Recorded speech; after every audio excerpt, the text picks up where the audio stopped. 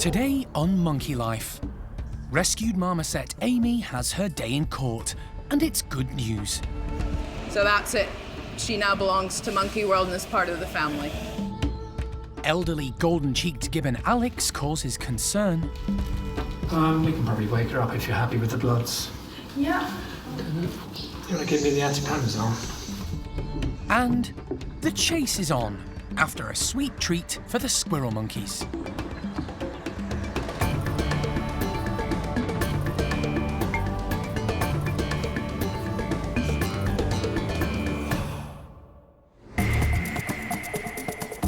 Monkey World in Dorset, buried deep in the English countryside, is the largest sanctuary of its kind on the planet. The team, led by Dr. Alison Cronin, rescue and rehabilitate abused and unwanted primates from all over the world. Now we just have to get them loaded up in the van and we're back to Dorset. So far, so good. The park provides a home for more than 250 monkeys and apes from 22 different species.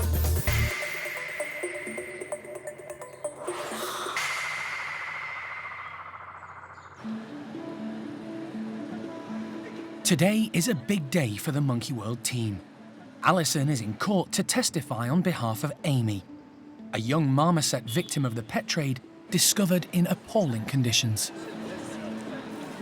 Alison has been called as an expert witness to help the court decide whether Amy can live the rest of her life at the park or be returned to her previous owner, who's been accused of neglecting her. It's 8 months since Alison rescued the marmoset from a house in North London, following a police raid.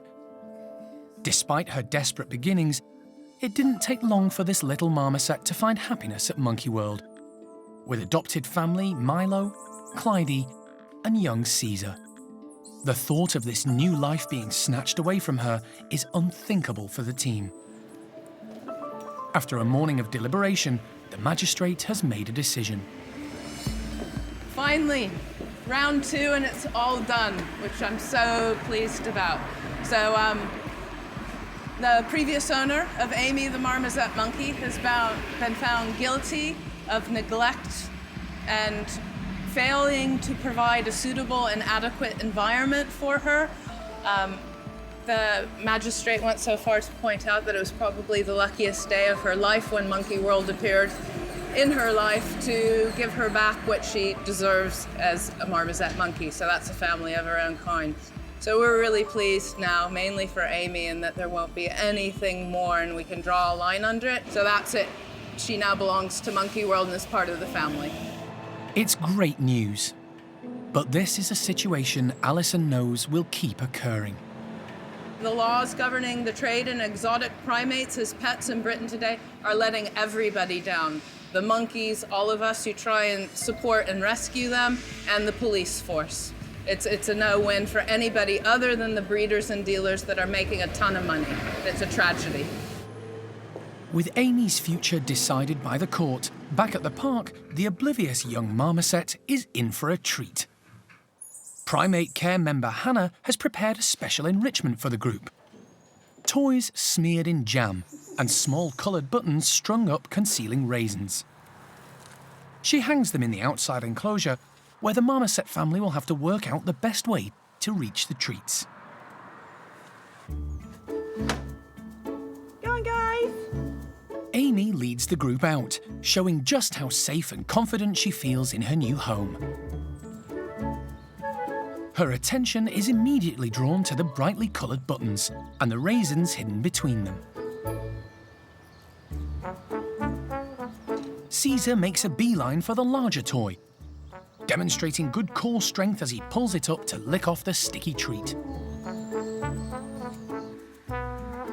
While father figure of the group, Milo, shows how quickly he can access the treats hidden in the buttons. The entire group gets stuck in demonstrating how nimble and clever they are, using their limbs and tails to balance from all angles. And Amy is certainly making the most of this new start in life. She's a boisterous youngster who loves playing and is interested in everything around her. She's totally at home with her new family, especially young Caesar. The pair often play together, giving adoptive parents Milo and Clydie a well-deserved break. It's a far cry from the small indoor birdcage she was living in less than a year ago. Now she has the correct diet, lots of stimulation, and plenty of indoor and outdoor space. It all makes for a healthy, happy marmoset with her whole life ahead of her. Amy's not the only primate whose life has taken a dramatic turn for the better since coming to Monkey World in recent months. 3 common squirrel monkeys, rescued from appalling conditions at a house in Somerset, are also new to the park. Logan is the largest of the group, a big male who seems to be in charge. Then there's Lucille, a small adult female whose shyness could be down to her traumatic past.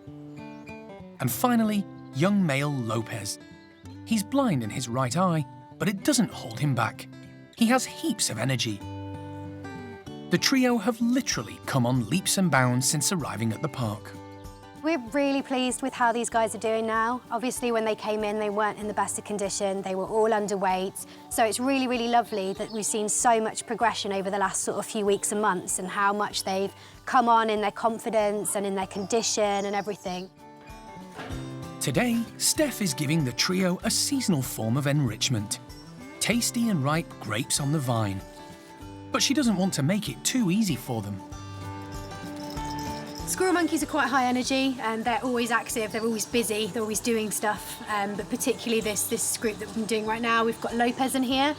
He's quite a young boy still, so he is really, really playful. Anything new, anything novel, he loves just chucking it around the enclosure. And yeah, he's really, really playful boy, so I think he'll have a lot of fun with these.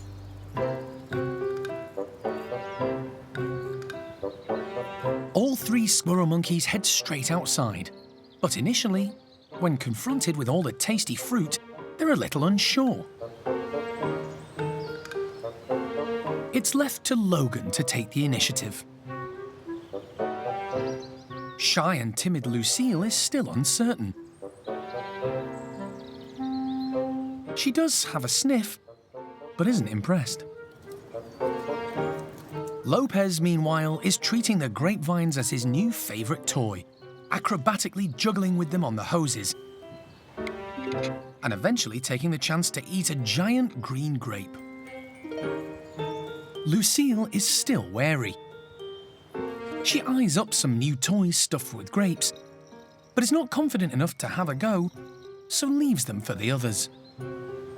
Lopez, on the other hand, is in grape heaven. With so many on offer, he's constantly on the move, demonstrating his impressive gymnastic prowess as he grabs as many as he can. Logan, meanwhile, watches on, trying to keep out of the way, for now.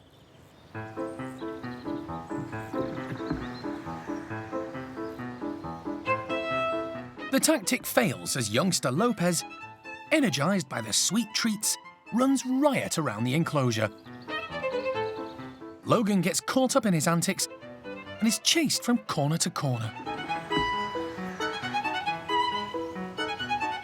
Lopez is fantastic. He's a really funny kind of monkey. He's got that naughty teenager kind of aspect to him. He just flies into things, you know, jumps first, asks questions later. Basically just sort of, you know, throwing his weight around like a teenage boy. But yeah, he's a lot of fun to watch. It's a great result. The 3 squirrel monkeys have started to embrace their new life at the park and are settling in. What's more, they've been formally handed over to Monkey World by their previous owner.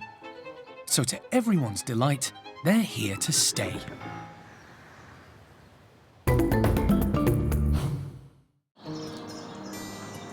It's moving day for 4 of the park's golden-cheeked gibbons. Devoted couple Jake and Zoe are returning to their newly revamped previous enclosure, while the 2 bachelor boys, Zach and Tio, are moving in the opposite direction. The catalyst for the move was a bit of friction between the 2 young males, Zach and Tio. They were bosom buddies for a while, but they're growing up, and as adolescents, both want the dominant position, which has led to a few minor conflicts. The care team have decided the young males need some time out before the situation escalates further. What we're actually going to do is we're going to take them to the main Gibbon house, and this allows us to be able to give both of them their individual space, and then they can either spend time together or we can easily shut them separate and allow them to have their own safe zones. So to facilitate that, we're actually going to bring Jake and Zoe back from the main house to the top house here, and they're going to live together in the space that used to be their home, but has had a few improvements since they were last here. Getting 4 gibbons into boxes can be tricky. But to minimise the stress, the team have spent several weeks crate training with them. And it's really paid off. Both Zoe and Jake waste no time going into their boxes. At the other end of the park, Tio has also gone easily into his, but Zach is proving to be a bit more stubborn. Hey, buddy, come on. Come on. Come on. Good boy. Good boy. Right, go, boys. Go, go, go. Good boy. Good boy. Yay. It's all right. It's all right. Hey, buddy. The tricky part of today's move is complete. The gibbons have responded well to their training. They're all in the boxes. Obviously, a few issues with Zach's box, but he's in and he's fine. Jake and Zoe were really, really good. Both went in fairly calmly. Zoe, I was worried she was going to sit between the slides, but she just kind of went, eh, and moved straight in. So really happy. Everybody's in the boxes, so now we've just got to get them out at the other ends.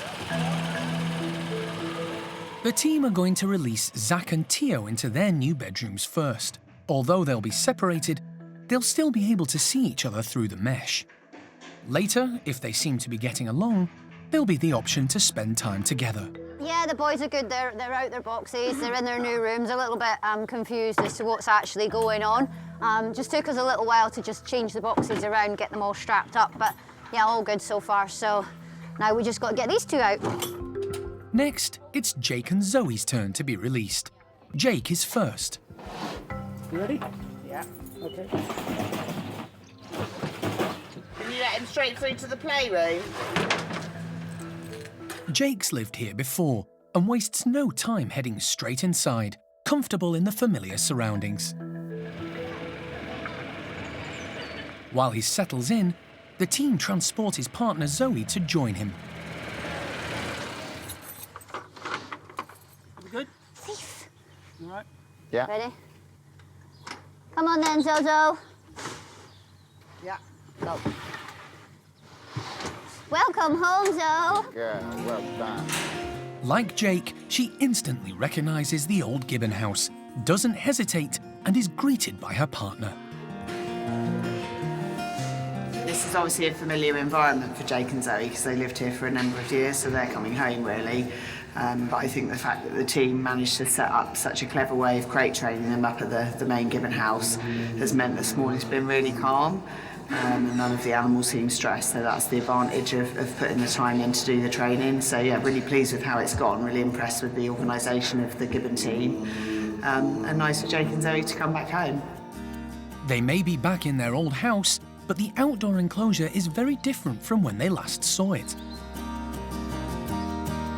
The team wastes no time in letting them explore. And for this pair, it's like they've never been away.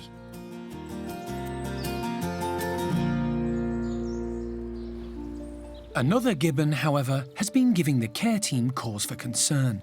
Elderly female Alex. Alex has been at the park for almost 18 years.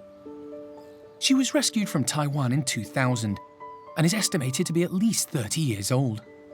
She lost her arm play fighting with another Gibbon, but recovered well and has always been healthy and active. Over the last few months, staff have noticed Alex starting to show some unusual symptoms. She's actually drinking her own urine. She's eating really everything that's in sight, but she's actually been losing weight quite consistently over the last few months. And obviously we've been doing regular urine samples on her, and each time it is presenting quite high with glucose, which does indicate that there is something wrong with her. The team called in wildlife vet John Lewis. He gave Alex a thorough examination, checking her teeth and heart, before taking blood samples to send to the laboratory. We can probably wake her up if you're happy with the bloods. Yeah. You want to give me the anti-parmesan? 2 weeks later, the results came back, revealing Alex had diabetes. It's the first time the team has had to deal with this with one of their gibbons. But they're relieved to have an answer and a treatment plan. It's actually quite a simple thing for us to treat. We've started Alex on a medication called metformin, and basically what this does is it helps the body to actually utilise the sugar and the glucose that's in her body, and this way she doesn't end up with an excess of it that she's actually passing out, and it should hopefully make her feel a lot better. It'll mean a bit of trial and error to regulate Alex's condition. But for now, Kat is spending a little more time mixing her meals with medication. Today, for breakfast, is one of Alex's favourite treats. So what I'm just doing now is I'm just making up some oats mixed with some yoghurt. Now this is something that the gibbons absolutely love. And what I'm actually going to do with this one is I'm going to add Alex's daily dose of metformin. And then I'm going to give her that before we let her out for the day.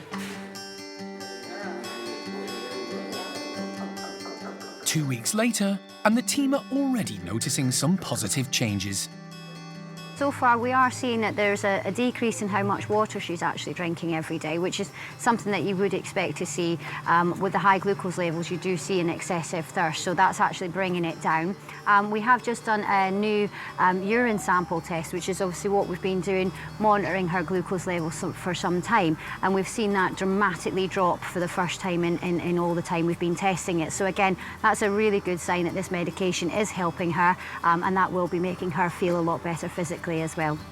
Although it's likely Alex will be on medication for the rest of her life, her close relationship with the staff means it should be easy to monitor her, and for her regime to be adjusted when necessary. The team have everything crossed this much-loved character will be able to continue to live a normal, happy life. It's a beautiful spring day, and over at Paolo's Pond Woolies, the group are about to get a seasonal treat. Freshly picked camellia flowers still on the branch. We're just trying to give them something a bit fun and a bit different, so we're filling up some tub trugs with some bright flowers, also putting a few treats kind of sprinkled around it, and the plan is to hopefully float them out on their pond. So they kind of have to work a little bit to get the stuff out of it. They hopefully can dangle down and suspension feed from them. And yeah, just playing around and doing something a bit different. The group have been living together since the big woolly move 9 months ago. And during that time, their enclosure has had a fantastic revamp, with an extra high climbing frame, long drop-down hoses for them to swing on, ladders to walk across, and plenty of natural planting to forage in. Today's enrichment is designed to encourage the group to use their new equipment, especially the hoses. They can suspend themselves from these using their magnificent prehensile tails, while grabbing hard-to-reach objects. There are 5 members in this group: dominant male Paolo, and Enzo, just a couple of years younger. Then there's Pakaya's small family. Her 3-year-old daughter, Oriana, and son, Claude, who's just 18 months. All 5 come straight out and are immediately drawn to the colourful tubs with the camellia flowers and grapes inside them. It's Paolo who makes the first move, acrobatically hanging from the newly installed hoses, with his feet and tail as an anchor, while he reaches down with both hands. He discards the camellia flowers in favour of the more familiar grapes hiding underneath. Oriana has been watching Paolo closely. Using just her tail as a support, she tries to grab a flower. They're tantalisingly close, but even at full stretch, she can't quite manage to hold on to one. Enzo takes the easy option. He snaffles a camellia browse and shows a taste for the pink flowers. Paolo's going in for seconds, with his normal gung-ho, quick-as-you-can approach.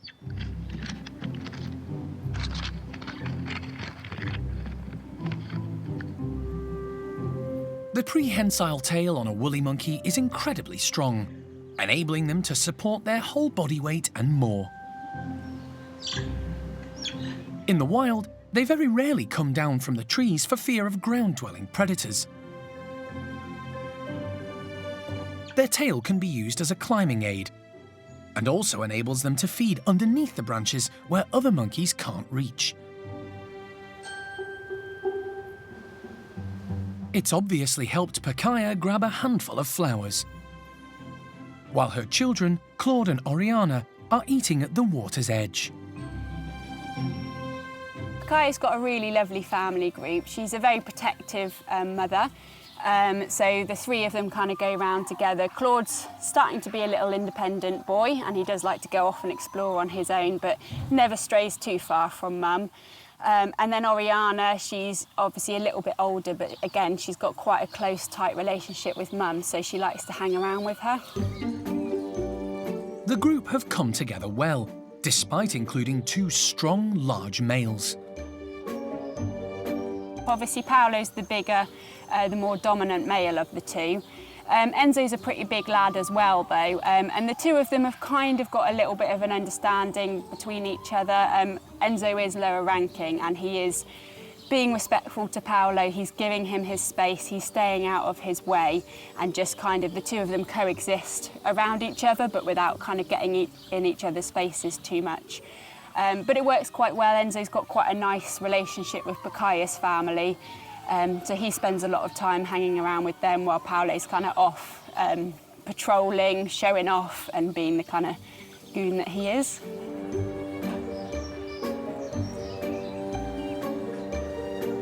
And in typical Paolo style, he saves his most dramatic move until last.